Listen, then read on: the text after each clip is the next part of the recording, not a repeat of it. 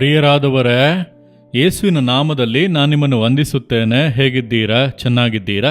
ಸಂತೋಷವಾಗಿ ಇದ್ದೀರಾ? ಈ ಮುಂಜಾನೆ ಸಮಯದಲ್ಲಿ ನಿಮ್ಮ ಮನಸ್ಸು ಯಾವ ರೀತಿಯಾಗಿದೆ ಯೋಚಿಸಿ ನೋಡಿರಿ. ಹಗುರವಾಗಿದೆಯಾ? ಸಂತೋಷವಾಗಿದೆಯಾ?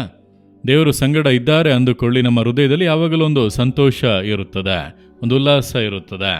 ಅದನ್ನು ಯಾರಿಂದಲೂ ತೆಗೆಯುವುದಕ್ಕಾಗದು. ಅದುವೇ ದೇವರ ಆಗ್ರಹ. ನಾವು ದೇವರ ಚಿತ್ತದೊಳಗೆ ಇದ್ದೆವು ಅಂದರೆ ಯಾವ ಪರಿಸ್ಥಿತಿಗಳು ಕೂಡ ನಮ್ಮನ್ನು ಬಾಧಿಸದು. ನಾವು ಯಾವಾಗಲೂ ಸಂತೋಷವಾಗಿ ಉಲ್ಲಾಸವಾಗಿ ಇರಬಹುದು. ಈ ದೇವರ ಚಿತ್ತ ಅಂದರೆ ಏನೆಂದು ಕೇಳುವಾಗ ಸತ್ಯವೇದದಲ್ಲಿ ಅನೇಕ ಕಾರ್ಯಗಳು ಬರೆಯಲ್ಪಟ್ಟಿವೆ. ನಾವು ಯಾವಾಗಲೂ ದೇವರನ್ನು ಸ್ತುತಿಸುವಂಥದ್ದು ದೇವರಿಗೆ ಇಷ್ಟ, ದೇವರ ಚಿತ್ತ. ನಾವು ಮತ್ತೊಬ್ಬರಿಗಾಗಿ ಪ್ರಾರ್ಥಿಸುವಂಥದ್ದು ದೇವರ ಚಿತ್ತ. ಈ ರೀತಿ ಅನೇಕ ಕಾರ್ಯಗಳು ಬರೆಯಲ್ಪಟ್ಟಿವೆ. ಅದರಲ್ಲಿ ಒಂದು ವಾಕ್ಯ ದೇವರು ಹೇಳುತ್ತಾರೆ, ನನ್ನ ಮಗನೇ, ನನ್ನ ಮಗಳೇ, ಇದು ನನ್ನ ಚಿತ್ತ, ನೀನಿದರಲ್ಲಿ ಗಮನ ಕೊಡುತ್ತೀಯಾ ಎಂಬುದಾಗಿ. ಏನು ಮಾಡಬೇಕು ದೇವರೇ ಎಂದು ಕೇಳಿದರೆ 1 ಥೆಸಲೋನಿಕದವರಿಗೆ 4:3 ವಾಕ್ಯ, ದೇವರ ಚಿತ್ತವೇನೆಂದರೆ ನೀವು ಶುದ್ಧರಾಗಿ ಇರಬೇಕೆಂಬುದೇ. ದೇವರು ಹೇಳುತ್ತಾರೆ, ನನ್ನ ಮಕ್ಕಳೇ, ನೀವು ಶುದ್ಧರಾಗಬೇಕು. ಈಗ ಇರುವುದಕ್ಕಿಂತ ನೀವು ಇನ್ನೂ ಕೂಡ ಶುದ್ಧರಾಗಬೇಕು, ಪರಿಶುದ್ಧರಾಗಬೇಕು ಎಂದು ದೇವರು ಹೇಳುತ್ತಾರೆ. ನಾನು ಪೂರ್ತಿ ಪರಿಶುದ್ಧನಾಗಿದ್ದೇನೆಂದು ಯಾರಾದರೂ ಹೇಳುವುದಕ್ಕೆ ಸಾಧ್ಯವಾ? ಇಲ್ಲ. ನಾನು ಸುಮಾರು 50 ವರ್ಷಗಳಾಗಿ ಸೇವೆ ಮಾಡುತ್ತಾ ಇದ್ದೇನೆ. ಸುಮಾರು 52 ವರ್ಷಗಳು. ನಾನು ಪ್ರತಿನಿತ್ಯ ಸತ್ಯವೇದ ಓದುತ್ತೇನೆ, ಪ್ರಾರ್ಥನೆ ಮಾಡುತ್ತೇನೆ, ಅದೆಲ್ಲ ಮಾಡುತ್ತೇನೆ. ಪೂರ್ತಿಯಾಗಿ ಪರಿಶುದ್ಧನಾಗಿದ್ದೇನೆಂದು ಹೇಳಲು ಸಾಧ್ಯವಾ? ನಾನು ಇಂದಿಗೂ ಆ ರೀತಿ ಅಂದುಕೊಳ್ಳುವುದಿಲ್ಲ. ಪರಿಶುದ್ಧತೆಯ ಪೂರ್ಣತೆಯ ಕಡೆಗೆ ಹೋಗುತ್ತಾ ಇದ್ದೇನೆ. ಪವಿತ್ರನು ತನ್ನನ್ನು ಇನ್ನೂ ಪವಿತ್ರ ಮಾಡಿಕೊಳ್ಳಲಿ ಎಂದು ದೇವರು ಹೇಳಿದ್ದಾರೆ. ನಾನು ಇನ್ನೂ ಪರಿಶುದ್ಧನಾಗಬೇಕು ದಿನ ಆ ರೀತಿ ಯೋಚಿಸುವುದರಿಂದ ಪ್ರತಿನಿತ್ಯ ಸತ್ಯವೇದವನ್ನು ಓದಿ ಪ್ರಾರ್ಥನೆ ಮಾಡಿ ದೇವರ ಮುಖವನ್ನು ಹುಡುಕಿ ನನ್ನನ್ನು ಇನ್ನೂ ಪರಿಶುದ್ಧ ಮಾಡಿರಿ ಎಂಬುದಾಗಿ ದೇವರ ಬಳಿ ಕೇಳುತ್ತೇನೆ.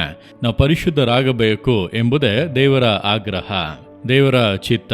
ನನ್ನ ಮಗನೇ, ನನ್ನ ಮಗಳೇ, ನಿನ್ನ ಜೀವಿತದಲ್ಲಿ ನಿನ್ನ ದೃಷ್ಟಿಯಲ್ಲಿ ಪರಿಶುದ್ಧತೆ ಇರಬೇಕು, ಯೋಚನೆಗಳಲ್ಲಿ ಪರಿಶುದ್ಧತೆ ಇರಬೇಕು, ನಿನ್ನ ಲೈಫ್ನಲ್ಲಿ ಪರಿಶುದ್ಧತೆ ಇರಬೇಕು, ನಿನ್ನ ಕಾರ್ಯಗಳಲ್ಲಿ ಪರಿಶುದ್ಧತೆ ಇರಬೇಕು, ಕೆಲಸದಲ್ಲಿ ಪರಿಶುದ್ಧತೆ ಇರಬೇಕು, ವ್ಯಾಪಾರದಲ್ಲಿ ಪರಿಶುದ್ಧತೆ ಇರಬೇಕು, ಸೇವೆಯಲ್ಲಿ ಪರಿಶುದ್ಧತೆ ಇರಬೇಕು. ಈ ಪರಿಶುದ್ಧತೆ ಬಹಳ ಮುಖ್ಯ.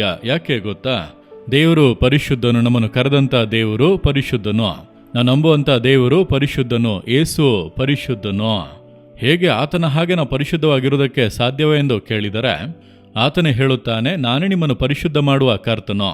ಆತನೇ ನಿಮ್ಮನ್ನು ಪರಿಶುದ್ಧ ಮಾಡುವನು. ಅದಕ್ಕೆ ನಮ್ಮನ್ನು ಒಪ್ಪಿಸಿಕೊಡಬೇಕು ಅಷ್ಟೇ. ನನ್ನಿಂದ ನನ್ನನ್ನು ಪರಿಶುದ್ಧ ಮಾಡಿಕೊಳ್ಳುವುದಕ್ಕೆ ಆಗುವುದಿಲ್ಲ ಎಂದು ನನಗೆ ಗೊತ್ತು. ಆದ್ದರಿಂದಲೇ ಪ್ರತಿನಿತ್ಯ ಬೈಬಲ್ ಓದಿ ಆತ್ಮಭರಿತನಾಗಿ ಪ್ರಾರ್ಥಿಸುತ್ತೇನೆ. ನಾವು ವಾಕ್ಯಗಳನ್ನು ಓದುತ್ತಾ ನಮ್ಮಲ್ಲಿ ಪರಿಶುದ್ಧತೆಯನ್ನು ಉಂಟು ಮಾಡುತ್ತಾನೆ. ಪರಿಶುದ್ಧಾತ್ಮನಿಂದ ತುಂಬಿಸಲ್ಪಟ್ಟು ಅನ್ಯ ಭಾಷೆಗಳಲ್ಲಿ ಮಾತನಾಡುತ್ತಾ ಒಂದು ಪರಿಶುದ್ಧತೆ ಉಂಟಾಗುತ್ತದೆ. ಅದೇ ರೀತಿ ಮತ್ತೊಬ್ಬರು ಉಪದೇಶಿಸುವಂತಹ ವಾಕ್ಯಗಳನ್ನು ನಾವು ಕೇಳುವಾಗ ನಮ್ಮಲ್ಲಿ ಪರಿಶುದ್ಧತೆ ಉಂಟಾಗುತ್ತದೆ. ಚರ್ಚ್ಗೆ ಹೋಗುವುದು ಯಾಕೆಂದ್ರೆ ನಾನು ಇನ್ನೂ ಪರಿಶುದ್ಧನಾಗಬೇಕು. ಅದುವೇ ಮುಖ್ಯವಾದ ಉದ್ದೇಶವಾಗಿರಬೇಕು. ಹಾಗಾದರೆ ಪರಿಶುದ್ಧತೆ ಎಂಬುದೇ ದೇವರ ಆಗ್ರಹ. ಅದಕ್ಕೆ ನಮ್ಮನ್ನು ಅರ್ಪಿಸಿಕೊಂಡು ನಾನಿನ್ನೂ ಪರಿಶುದ್ಧನಾಗಬೇಕೆಂಬುದಾಗಿ ಕೇಳಿರಿ. ನಾನು ಪೂರ್ತಿ ಪರಿಶುದ್ಧನಾಗಿ ಬಿಟ್ಟೆ ಎಂದು ಅಂದುಕೊಳ್ಳಬೇಡಿರಿ, ಅದು ಬಹಳ ಆಪತ್ತು. ಈಗ ಹೇಳಿರಿ, ದೇವರೇ, ನಾನು ಇನ್ನೂ ಕೂಡ ಪರಿಶುದ್ಧನಾಗಬೇಕು. ಪರಿಶುದ್ಧನಾಗಬೇಕಾಗಿರುವಂಥ ಅನೇಕ ಭಾಗಗಳು ನನ್ನ ಜೀವಿತದಲ್ಲಿ ಇದೆ, ಅದನ್ನು ಶುದ್ಧ ಮಾಡಿ ಪರಿಶುದ್ಧಪಡಿಸಿ ಎಂಬುದಾಗಿ ಕೇಳಿರಿ. ದೇವರು ಬಹಳ ಸಂತೋಷಪಟ್ಟು ನಿಮ್ಮನ್ನು ಎಲ್ಲ ವಿಧಗಳಲ್ಲೂ ಆಶೀರ್ವದಿಸುವರು. ನೀವು ಇದರಲ್ಲಿ ಗಮನ ಕೊಡುವುದಾದರೆ ನಿಮ್ಮ ಪ್ರತಿಯೊಂದು ಕಾರ್ಯಗಳಲ್ಲೂ ದೇವರ ಆಶೀರ್ವಾದ ಇರುತ್ತದೆ. ಯಾಕೆಂದರೆ ಆತನ ಚಿತ್ತ ಅದುವೇ. ಅದನ್ನು ಹುಡುಕುವಾಗ ಮಿಕ್ಕ ಎಲ್ಲ ಆಶೀರ್ವಾದಗಳು ನಿಮಗೆ ಕೂಡಿಸಲ್ಪಡುತ್ತದೆ. ಸೌಖ್ಯ ಬರುತ್ತದೆ, ಬಿಡುಗಡೆ ಬರುತ್ತದೆ, ಮೇಲುಗಳು ಉಂಟಾಗುತ್ತವೆ, ಮಾರ್ಗ ತೆರೆಯುತ್ತದೆ, ಅದ್ಭುತಗಳನ್ನು ಕಾಣುವಿರಿ. ಆದ್ದರಿಂದ ಹೇಳುವಿರ, ಹೃದಯದಲ್ಲಿ ಕೈ ಇಟ್ಟುಕೊಂಡು, ದೇವರೇ, ನನ್ನನ್ನು ಇನ್ನೂ ಪರಿಶುದ್ಧಪಡಿಸಿ. ಹೇಳಿರಿ, ದೇವರೇ, ನಾನು ಇನ್ನೂ ಪರಿಶುದ್ಧನಾಗಬೇಕು. ಯೇಸುವೆ, ಇನ್ನೂ ಕೂಡ ನನ್ನನ್ನು ಪರಿಶುದ್ಧಪಡಿಸಿ.